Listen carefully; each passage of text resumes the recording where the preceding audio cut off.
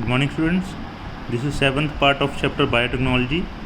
In the last video we have read about the processes of recombinant DNA technology and today we will discuss about isolation of genetic material कि जो genetic material है DNA उसको हम isolate कैसे कर सकते हैं, अलग कैसे कर सकते हैं। मतलब एक सेल है, एक सेल में से आपने DNA निकालना है तो आप DNA कैसे निकालोगे। ओके अब याद करो आपने न्यूक्लिक एसिड्स के बारे में पढ़ा होगा, जेनेटिक मटेरियल के बारे में पढ़ा होगा कि जो न्यूक्लिक एसिड है वो जेनेटिक मटेरियल होता है सभी ऑर्गेनिजम्स का विदाउट एनी एक्सेप्शन। ओके और ज़्यादातर ऑर्गेनिजम्स के अंदर कौन सा न्यूक्लिक एसिड होता है? DNA, deoxy ribo nucleic acid. कईयों में RNA भी होता है लेकिन ज़्यादातर क्या होता है? DNA। ओके अगर आपने DNA को कट करना है कुछ रिस्ट्रिक्शन एंजाइम की हेल्प से तो पहली बात तो कि वो प्योर फॉर्म में होना चाहिए, मतलब उसके अंदर कोई और मैक्रो मॉलिक्यूल नहीं होना चाहिए। अगर आपने DNA को कट करना है रेस्ट्रिक्शन एंजाइम की हेल्प से तो वो DNA प्योर फॉर्म में होना चाहिए। Since the DNA is enclosed within the membrane we have to break the cell open to release DNA along with other macro molecule such as RNA, protein, polysaccharide and also lipids. तो कहते अगर नहीं since the DNA is enclose, कहते जो DNA है अब वो enclose होता है मेम्ब्रेन्स के अंदर, मतलब DNA के बाहर कुछ मेम्ब्रेन्स होती हैं। तो सबसे पहले तो हमको मेम्ब्रेन ब्रेक करनी पड़ेगी अगर आपने DNA को रिलीज़ करवाना है। ओके जैसे हाँ अगर आपने DNA को रिलीज़ करवाना है और साथ साथ में कुछ और मैक्रो मॉलिक्यूल रिलीज़ करवाने हैं जैसे कि RNA, प्रोटीन, पॉलीसैकेराइड या फिर लिपिड, तो आपको वो मेम्ब्रेन ब्रेक करनी होगी। This can be achieve by treating the bacterial cell और प्लांट सेल और animal cell tissue with enzyme such as lysozyme, cellulase and chitinase. अगर आपने कोई बैक्टीरिया का सेल है तो लाइसोजाइम की हेल्प से आप उसको ब्रेक करवाओगे, और प्लांट सेल है तो सेल्यूलेज की हेल्प से आप उसकी मेम्ब्रेन को ब्रेक करवाओगे, DNA के बाहर जो मेम्ब्रेन है। कोई फंजाई है तो काइटिनेज की हेल्प से करवाओगे। अब आपको पता है कि जो जीन्स हैं वो क्या होता है DNA के ऊपर लोकेटेड होते हैं। ओके और वो मतलब कुछ प्रोटीन होते हैं जैसे कि हिस्टोन प्रोटीन, उसके साथ वो इंटरवाइंड होते हैं। ठीक है ये आप देख भी सकते हो कि DNA के डायग्राम में DNA के अंदर हिस्टोन प्रोटीन्स क्या होते हैं।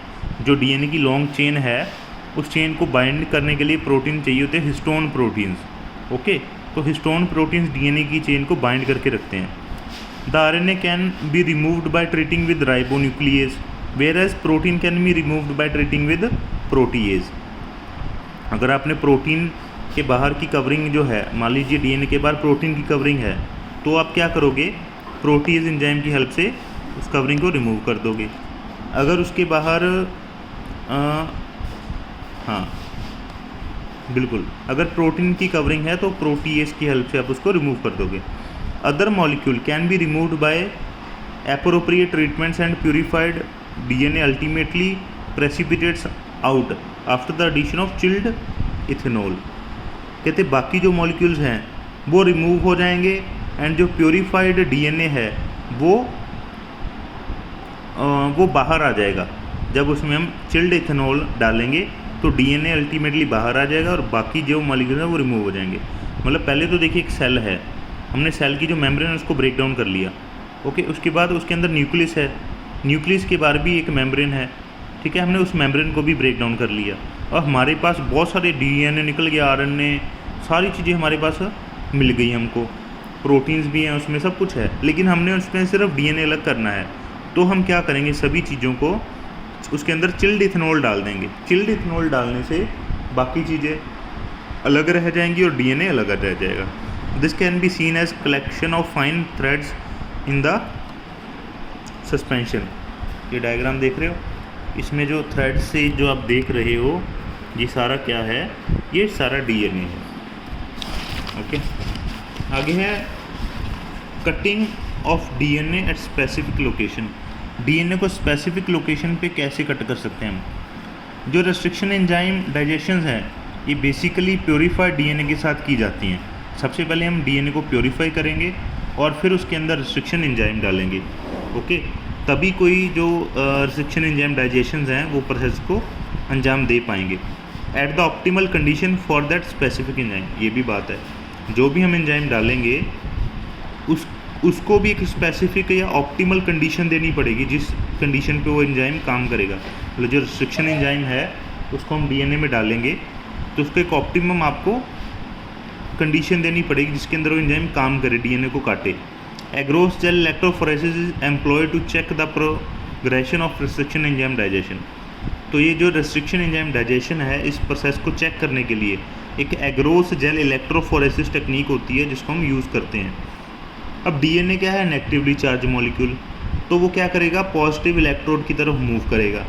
The process is repeated with vector DNA also. यही सेम प्रोसेस वेक्टर डीएनए के साथ भी रिपीट करते हैं।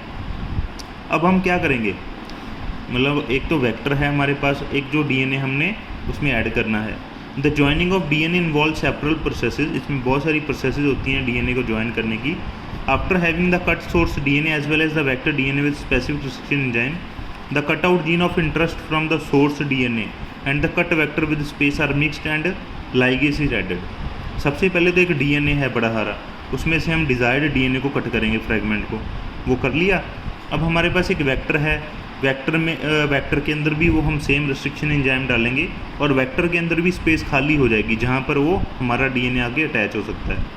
तो अब हम क्या करेंगे, जो हमारे पास कट पीस हैं डीएनए के उसको ले लेंगे और कट वेक्टर ले लेंगे जिसके अंदर स्पेस है डीएनए के ऐड होने की, दोनों को मिक्स करके हम उसके अंदर लाइगेज ऐड कर देंगे। इससे क्या होगा, this result in preparation of recombinant DNA. इससे हमारे पास एक रिकम्बिनेंट डीएनए बन जाएगा। और इन सभी टॉपिक्स के ऊपर अभी मैं एक वीडियो भी दोबारा कल को पोस्ट करूँगा ताकि जो भी हमने बुक में रीड किया है वो आपको अच्छे से समझ आ जाए। और हम नेक्स्ट टॉपिक में करेंगे एम्प्लीकेशन of gene of interest using PCR.